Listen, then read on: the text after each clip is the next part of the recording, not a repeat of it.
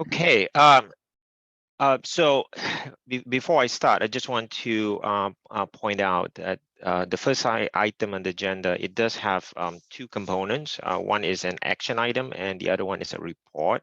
So I'll start off with presenting the action item or the resolution first. So the resolution for the committee to consider is to authorize CHFA to adopt a new indenture for its multifamily and single-family programs.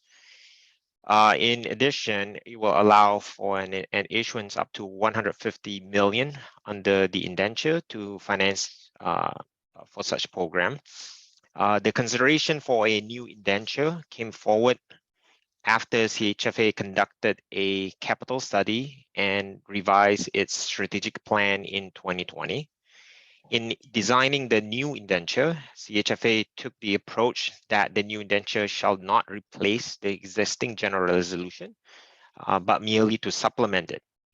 In doing so, the new indenture will not carry CHFA's general obligation or the state special capital reserve fund, but the loans financed under the new indenture be federally insured or insured by a government-sponsored enterprise like Fannie Mae or Freddie. Additionally, the new indenture allows CHFA more flexibility to tailor the offering based on the needs of the investor or the market. CHFA expects to issue its first bond in early 2023. I do want to note to the committee, I did have a conversation with Sarah regarding the new indenture, and I know that Sarah would like to state a few things for the minutes. So essentially, we are going to work with the Office and Treasurer to ensure that certain definitions, it conforms with the requirement of the Treasurer so that the state will not be at risk. So Sarah, do you want to add a few things? Yes, just a technical thing. We haven't had a lot of chance to review it, but because I just saw it on the committee meeting, but the definition of certain revenues that are pledged to these new bonds, we'd like to make it clear that it excludes any loans, revenues, or MBS that are already pledged to the SCARF bonds, because obviously the state's guaranteeing about 4.5 billion of those. So, and I know that that's the intent, Hazim. So we just really want to tighten up the language a little there to reflect the intent. And so I will be voting in favor of it, but I would like the minutes to reflect that we're going to incorporate those concerns. Mm-hmm. Absolutely. Yep. But let's see. Well, maybe we'll ask for a motion.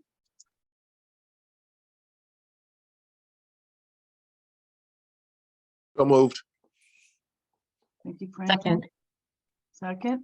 Any further discussion or questions for Hazim? I did ask Hazim. He thinks it will be rated AAA, but you're going to go to the rating agencies and. That's correct.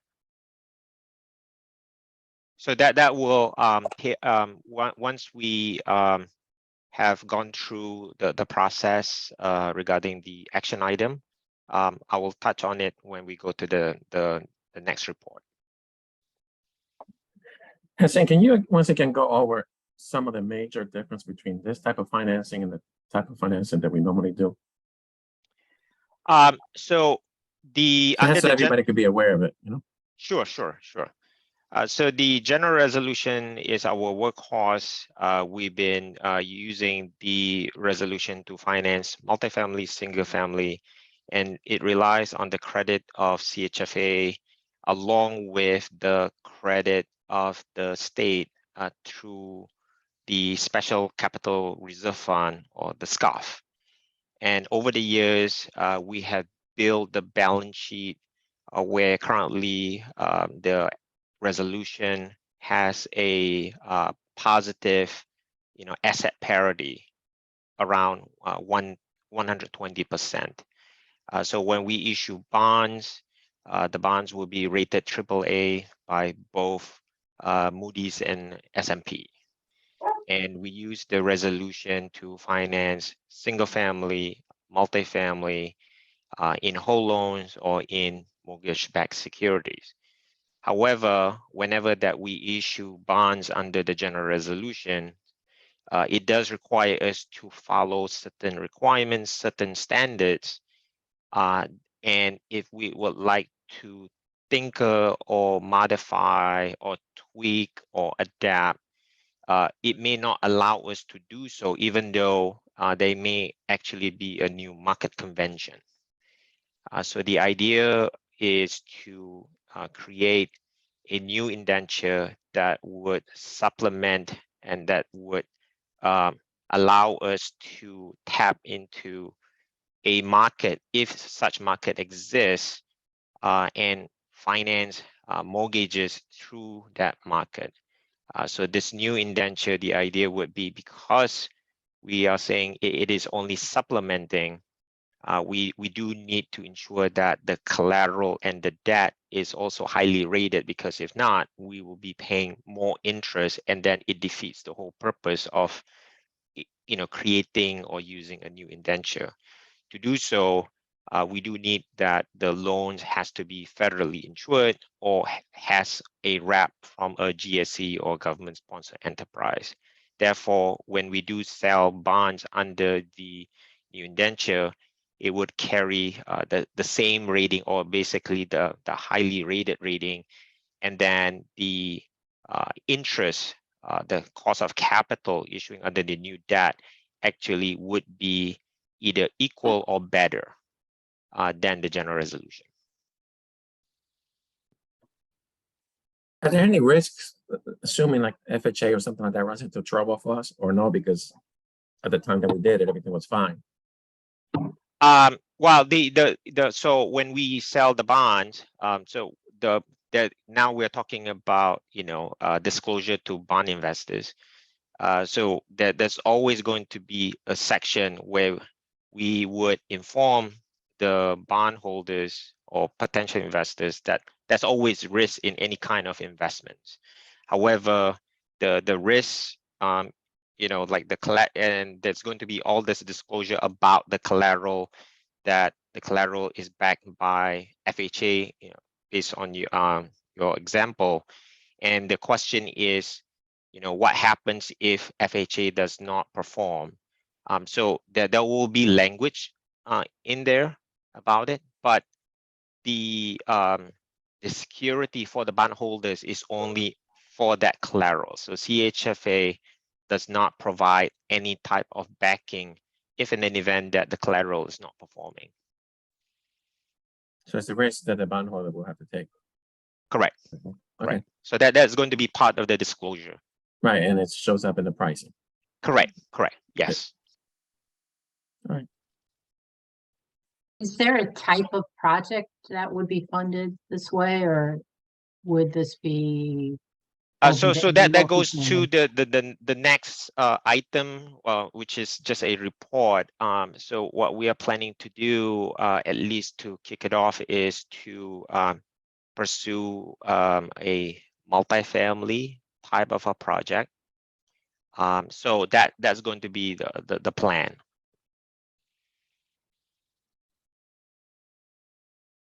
I have a couple more questions. Is it fair to say that you're going to take your highest quality collateral for this credit? No, I wouldn't say that. Okay, I think the way that we design the program, and when we say supplement, is to allow CHFA the ability to decide which way to go. So the idea is, as we review our pipeline, whether it's under single family or multifamily, we will determine which vehicle that would provide the best execution.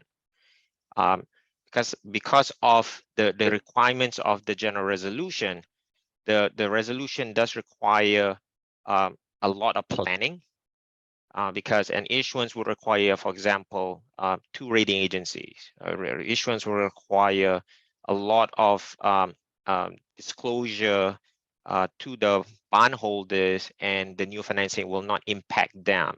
We need to get approval from the state treasurer. Not to say that is a hassle, but it is just part of the whole process. So we are unable to quickly move or structure certain things that would benefit our mission. So once we determine if general resolution is better, then we will still continue to issue bonds under the general resolution. But if we feel that whether it's a particular execution, whether it's single family, multifamily, if we feel that there's a way for us to access the capital, if we have an investor, a CRA investor that would like certain financing and they are willing to buy the bonds at below market interest rate, it's easier for us to pursue those type of execution versus trying to put something in the general resolution and then we have to go through the motion because there's a lot of steps to issue under the general resolution. So I see you're limiting it to 150 million. Is your expectation the general resolution will still be the workhorse?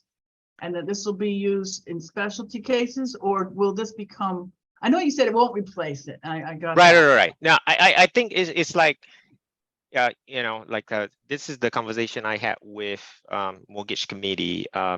It's like the, you know, the cart or the horse, which one comes first? So the 150 is more as a kickoff in a way, because, you know, we're not going to ask from the board a big amount, then we are unable to deliver. So the idea here is to say that we want to have a number and then we want to issue, you know, if we find an ideal financing, we want to kick it off, try it out, and then see how it goes. And if we believe that we require additional capacity to issue new bonds or more bonds, then we will come back to the board and to the committee, and then we'll provide a report to say, okay, here's the reason why we need more. And then if we're not happy, then of course we're not going to go back.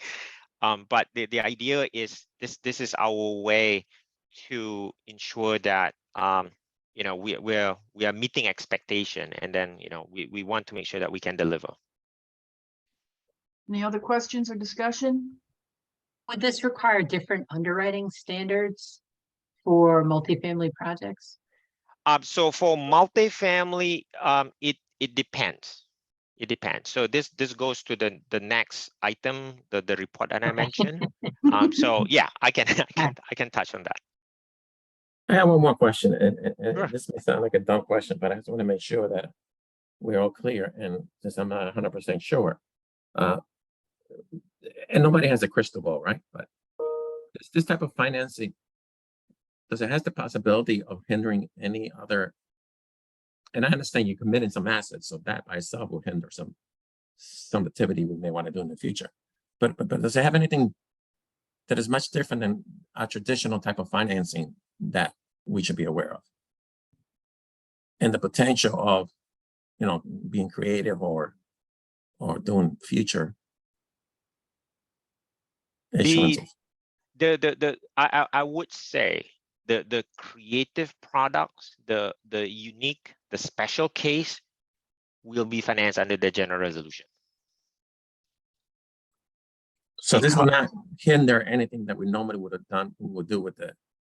No. So it's not like, you know, 5 years from now, we look at this and say, well, if we didn't have done this, we could have done this, right? And I know there's always choices, right? Yeah. No.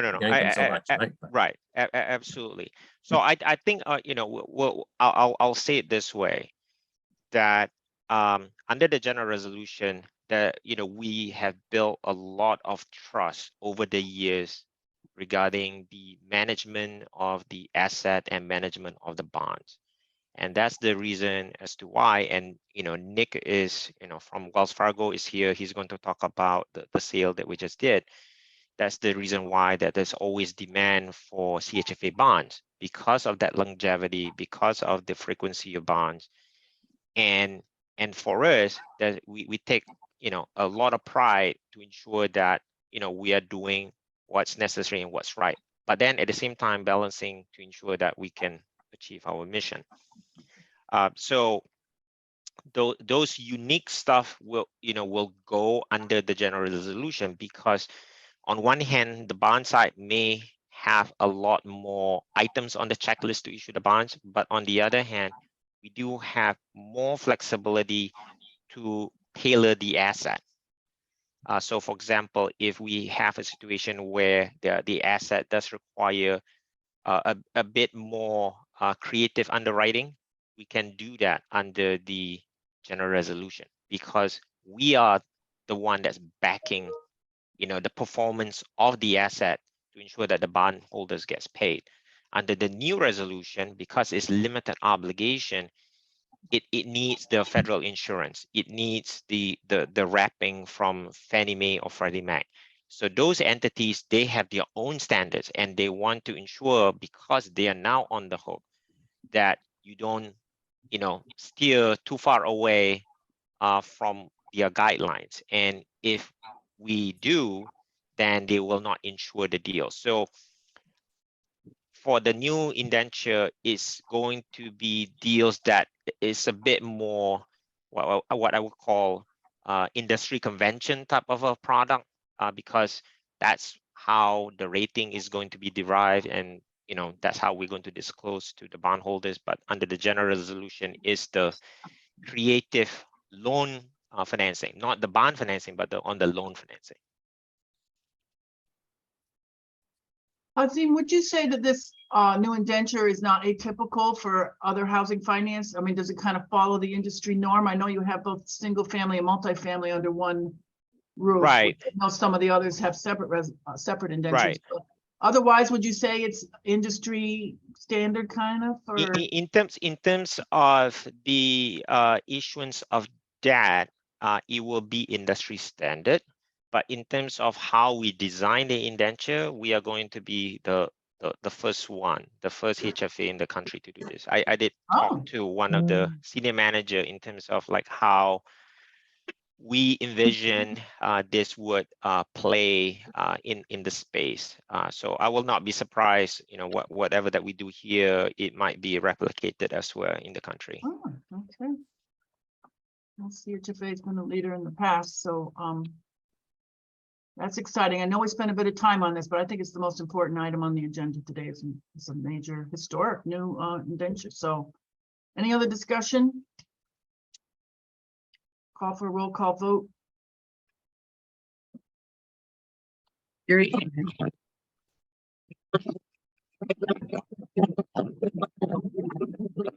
Dawn, you're breaking up. sorry, Zim, is this better? Yes. Okay. Jerry Abrahams? Alexandra Dom? Phil DeFranzo? Yes. Tim Hodges is not with us today. Kathy McKinnon? Aye. Commissioner Perez? Yes. Franklin Perry? Yes. Sarah Sanders? Aye. The vote passes. Okay, now to that report Hazim keeps telling Okay. us. Report. Okay. Slide down. No, not that one. Go back, Lorraine. Go back to the same one.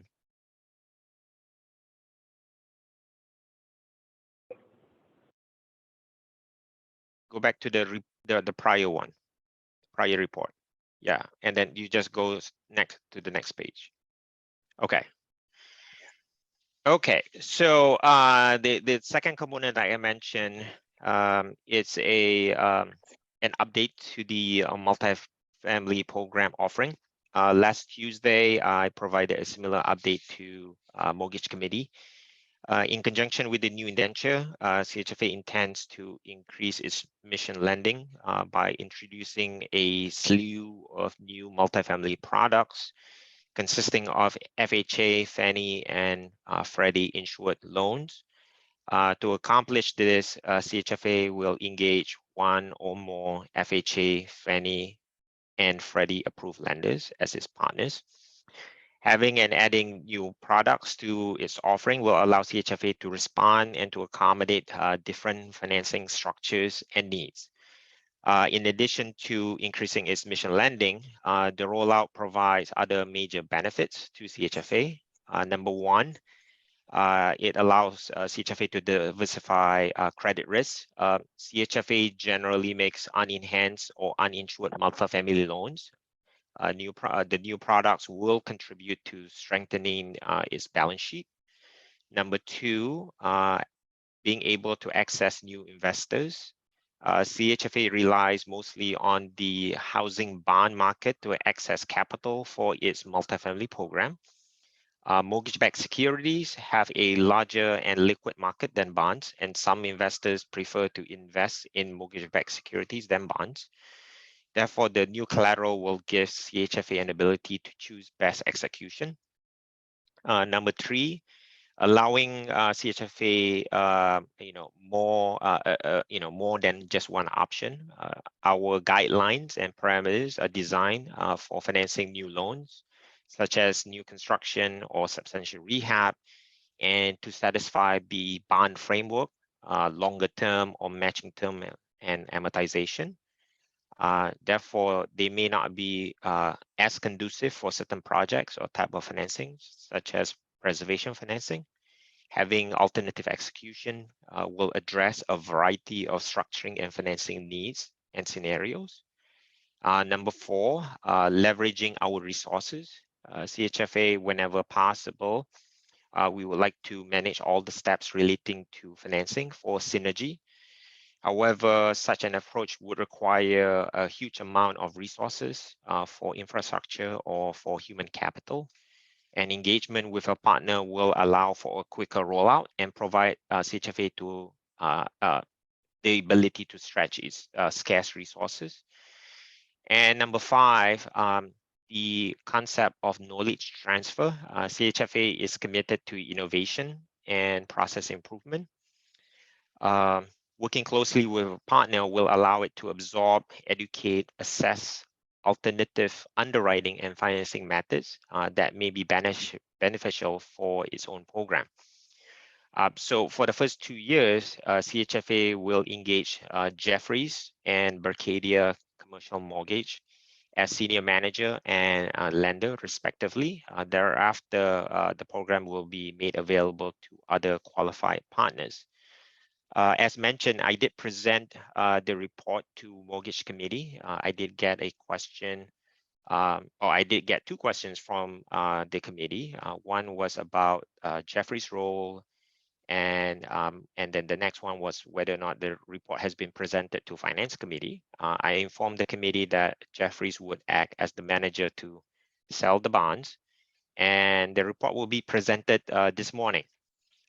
Mortgage Committee did not ask any other questions and was in favor with the execution, especially when it would diversify and reduce CHFA's risk. So I'll be happy to answer any questions Finance Committee has. Azim, I was exposed to this in a prior situation, and my takeaways from this was it allows the HFA to do more business given your limited resources, to get more projects done.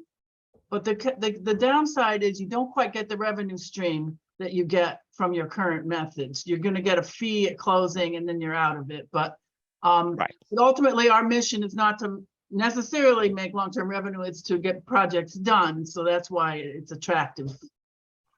Right. So your last question from the prior action item about the nature of the indenture. One of the things about the new indenture and this particular engagement is different than your own experience is we are going to own the collateral.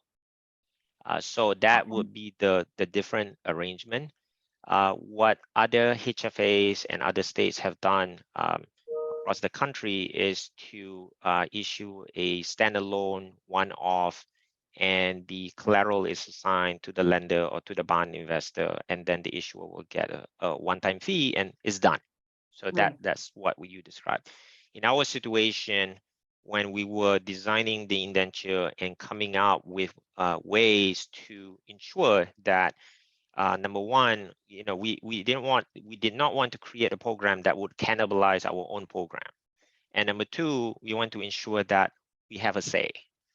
So, just like one of the questions from the commissioner about the nature as to how we go about choosing, electing. So that was very important to us, to have the ability to assert control, dictate certain things. So when we were coming out with the program that would support the indenture, we did inform our partners that we do need to own the collateral, because that's the only reason why we would do it. Okay. Makes sense. And this doesn't require board approval? This is No, just, this is just trying to provide a report, and yeah, that's the reason why that is not an action item. I Kathy, have a question. oh, go ahead. Sarah mentioned that this may impact the revenue stream. So,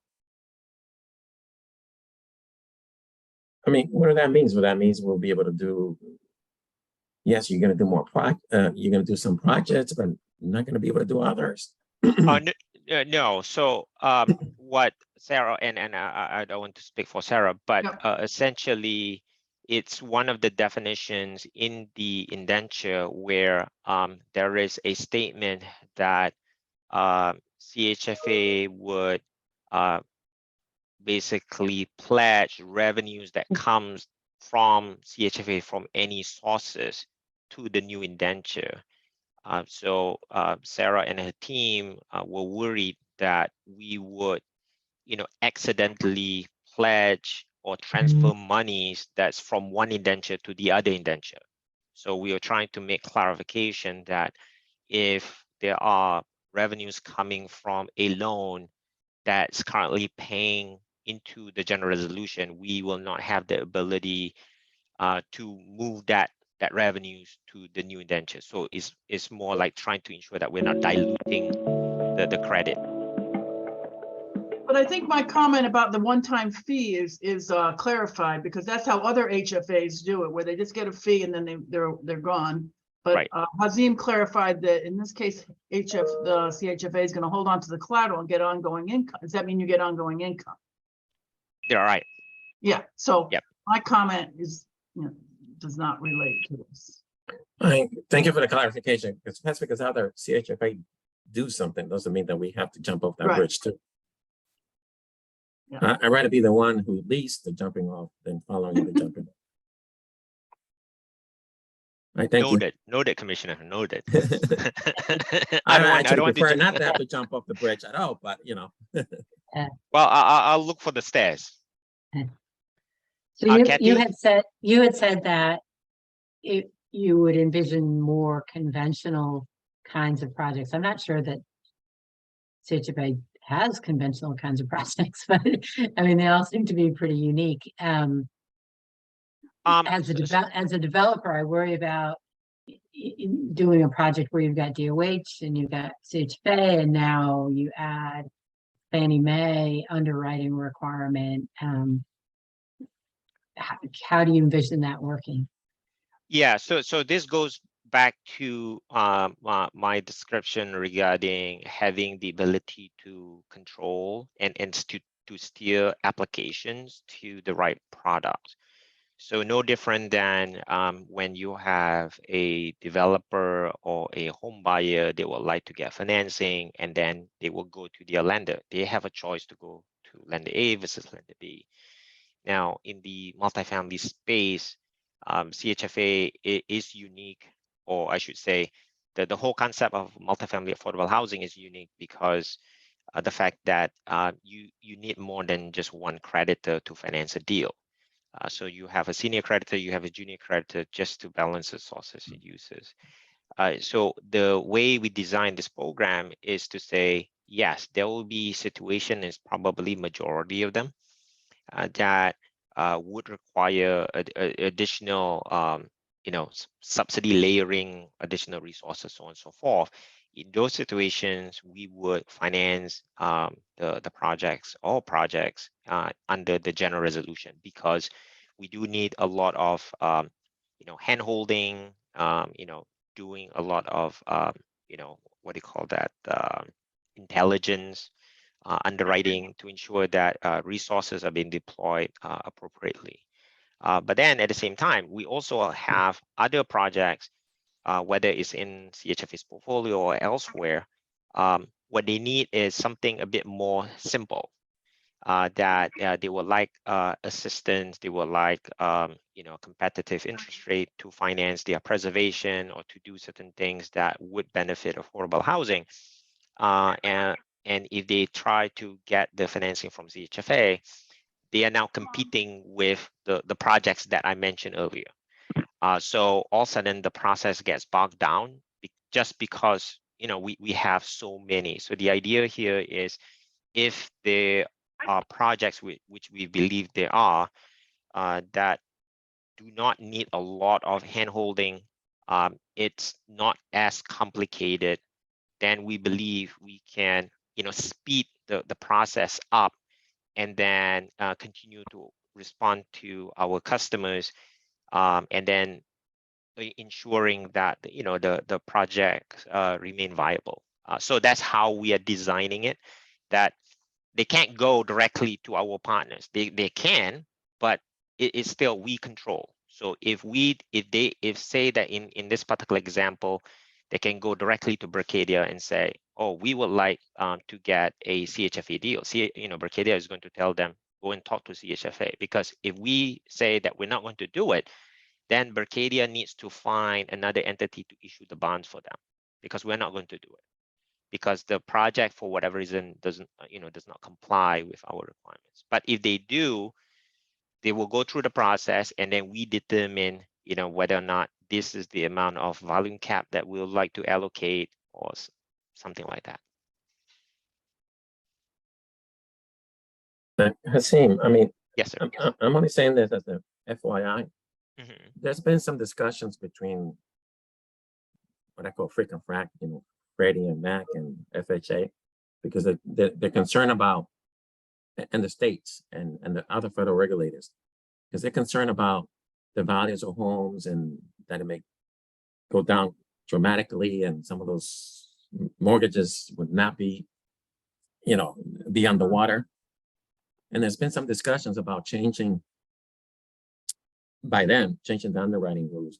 And worse yet, all three of them are not talking about having the same rules, which is what we really are concerned about, because it becomes a nightmare to regulate. And my suggestion is, you may want to have a conversation with them and clearly understand that the rules may change, right? And clearly understand which rules you're signing on to, right? The current rules are fine, right? And the future rules may be okay, right? But those entities are already getting very concerned that they may not have a repeat of 2008, 2010, but that they may have to start taking some hits, because the way that the market is behaving and the way that, the value of houses are starting to come down, or really what's more often happening is that the growth is not happening at the same rate, which, if that's what happens, it's okay. But when it starts losing value, that's when they're concerned. And the particular homes that tend to lose the values the most are the ones that we would tend to do business in, right? In the more challenging markets. So that's a long-winded way to say the rules may change. Yeah. No, and that's always a possibility, but this is a big possibility, right? Right. No, that's something that we experienced personally during COVID, when FHA, FHFA, they kept on issuing, one issue mortgagee letter, the other one issued an announcement, and then sometimes the two don't talk to each other, and then everyone gets confused in terms of what is the current rules. But yeah, your suggestion is a good one. So yes, we will follow up. Oh, quick question. I know Berkadia and Jeffries are promoting this to other HFAs across the country. And are we going to be the first HFA to have some of the controls that you mentioned in this kind of a program, in terms of the collateral and the approval rights and so forth? Or is Yes. our engagement unique with them? Yep. Yes. Okay, yeah, I bet people are going to like that and want to do what we did. because that was what, some of the concerns I think others had with the proposal. Yes. Yep. Okay. Any other questions on this item? We can go to the Wells Fargo update. First time in a long time, Wells Fargo's given us an update, I believe. Yes. Definitely, if they did, it was before even I was at CHFA. So, we do have Nick Fleur representing Wells Fargo to provide some color regarding the sale for the 2022 Series D multifamily. So suffice to say, and I think I've said this even during the prior pricing presentation, the market is unique. Every day is a new day. You can't really say that if somebody did well, even yesterday, that you are going to get the same kind of a response. So I'm not going to take too much of Nick's thunder. So Nick, why don't you take it away? Yeah, well, thank you, Hazim. And yes, indeed, this we do want to, first of all, I'd like to say, thank you. This is the first multifamily deal that Wells Fargo has served as senior manager. And as you know, we've been a longstanding co-manager and part of Connecticut HFA's account, but we certainly appreciated this opportunity. I did furnish to Hazim a kind of a pricing book, and Lorraine, I don't know if you're able to put that up on the screen, but maybe I'll start with, it's fairly comprehensive, and I promise not to go through every page by any means, but maybe if Lorraine, you could get page 7 up on the screen. That kind of, I think, gives a pretty good market backdrop for what has been going on this year. Lorraine, just scroll it down. There we go. Yeah, and it's page 7 that I'm starting with, Lorraine. Down. Yeah. There we go. No, just go down. Is this Further one down? Yeah, it's further just a down. little further down. You're on that's page 5. So here we go. Perfect. Yeah. Well, thank you. So, what this kind of heat map shows, and obviously I think as Hazim hinted at, is that the interest rate markets have certainly been extremely challenging this year. And obviously red is kind of bad, meaning higher rates. Green is good, meaning lower rates. And what we compare here is really the US Treasuries, which are over on the right-hand side, with MMD, which is, you guys are probably well familiar, is kind of the proxy for the municipal market. And for the most part, those when treasuries sell off or rates move higher in the treasury market, oftentimes the muni market moves in concert with that. But that hasn't always been the case. And if kind of down at the bottom of the page here, you can see that, when we brought the multifamily deal, the week of the 14th there, you can see that, for the most part, treasuries were selling off, whereas the muni market was actually rallying. So that was in fact a good fact pattern. Timing is it's always good to have great timing, and we're certainly grateful for that. I think the idea had been to have sort of a traditional 2-day order period, where we'd start by taking retail orders on Tuesday, and had planned to do an institutional order period the following day on Wednesday. I think the favorable tone in the market, however, we decided to accelerate and move the pricing to 1 day. So Lorraine, if you kind of go back to, page 4, which does kind of summarize the pertinent aspects of the deal. It wasn't a large financing, as you can see there, just a little over 55 million. It was comprised of, serials and term bonds in the D1 series, and what we call short-term mandatory tender bonds, which were 30 million in the D2 series. And that was a kind of a 3-year mandatory tender bond.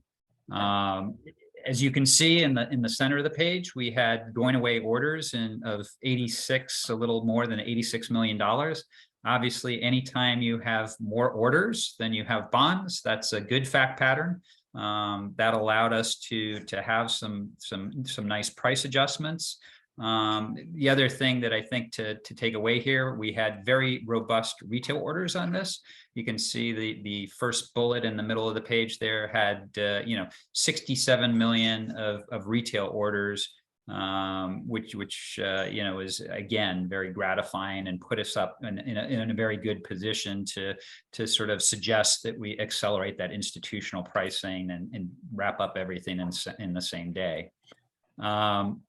I think it's always just one other note before we move to another page. The bullet at the very bottom of the page there. New York HFA happened to be in the market that very same week. They also had short-term mandatory tender bonds. You can see that Connecticut HFA, this deal did put some pressure on our deal, but your bonds we were able to price them 20 basis points lower in yield than the New York HFA bonds. So that was we were very proud of that fact. So I guess, Lorraine, if you move to page 8, and this kind of summarizes the favorable tone of the pricing that I mentioned. Again, we kind of did this as a heat map. You can see that throughout the pricing period, and what this really just shows is how we were able to, in general, favorably adjust the serial bonds and a number of the term bonds throughout the pricing period. You can see that we started off between our pre-marketing and retail order period by making slight adjustments to those bonds, but in general, throughout the whole term of the financing, we're able to significantly improve pricing anywhere from 5 to 15 basis points. The only negative was at the bottom of this page. You can see that on that mandatory tender bond, again, given the pressure that New York was kind of pushing on the market, they were dramatically cheaper than Connecticut, and that did have to be adjusted 10 basis points to kind of reach a market clearing level that day.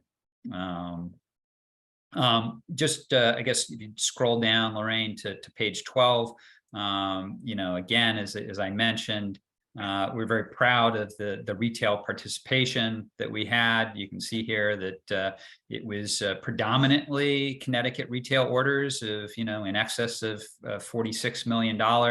Also had very robust national retail orders, with institutions making up, roughly a little over 20% of the total orders, and just shy of 30% on the total allotments, which you can see over there on the right. Finally, I think while retail was kind of the highlight of this financing, if you just flip down to the next page, we did have 6 institutions that participated, with Neuberger Berman being the dominant retail order. You can see here that they came in with just a little over $11 million of bonds.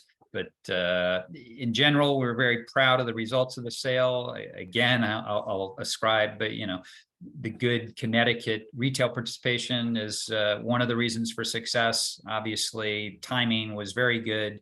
Harkening back to that first chart, and Lorraine, you don't have to go there by any means, but I think we've had a lot of very, very challenging weeks in the market in 22. And the authorities' timing was impeccable in this case, and we're very, very, very happy with the results. So, as I mentioned, there's a lot of other material in this post pricing book, but in the interest of time, certainly happy to address questions. And thank you for the opportunity again.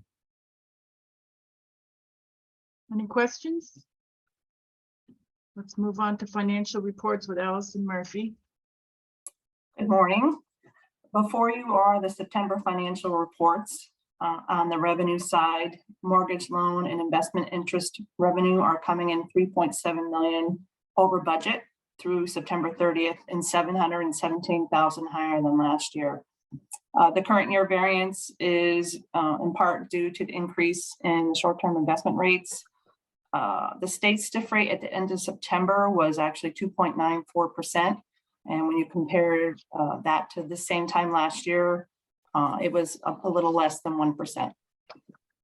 On the expense side, bond interest expense is below budget by $8 million through September 30th and $3.8 million lower than prior year.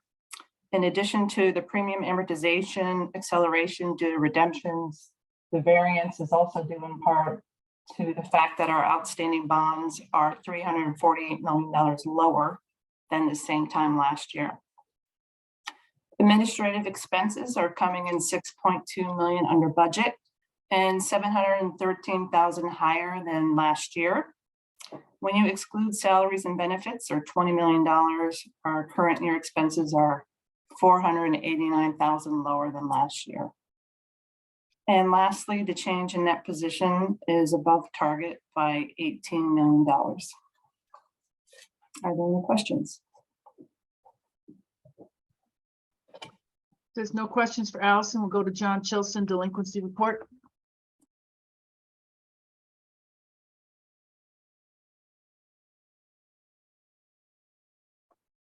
John, you're muted. You kept on going without muting. Okay.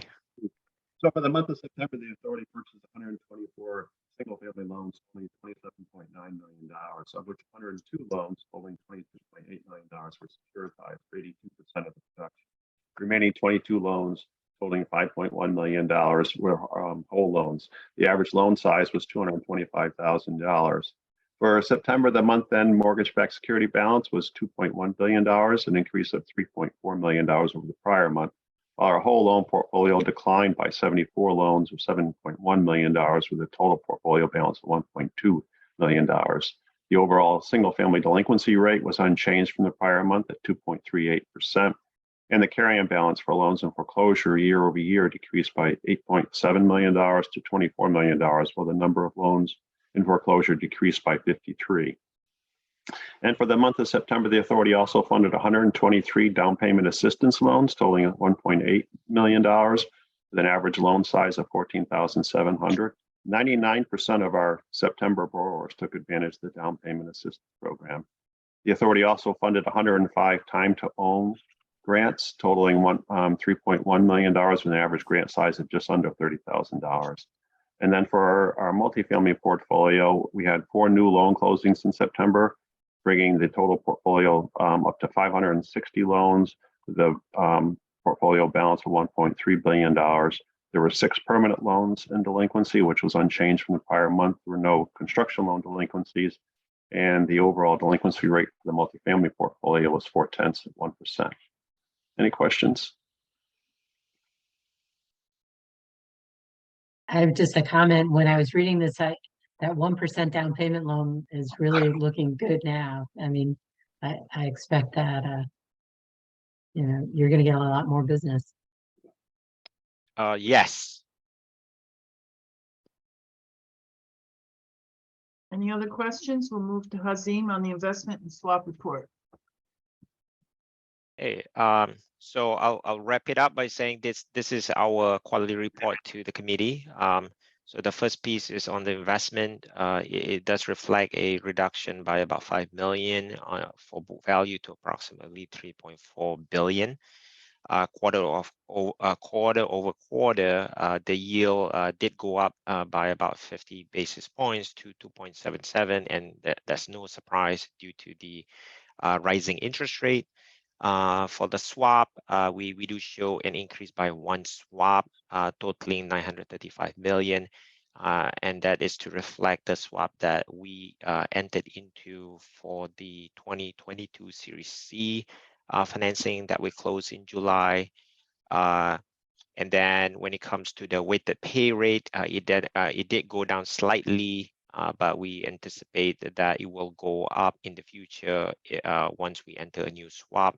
But when it comes to the market value, it is currently in a positive position to approximately $19.6 million. I'll be happy to answer any question regarding the investment and swap reports. That's very unusual to be in a positive position, right?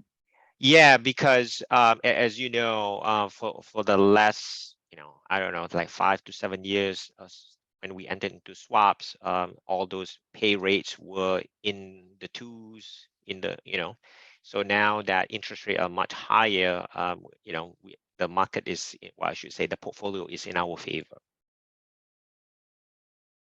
And is it getting to the point you have to look for collateral from your counterparties? No. No, no.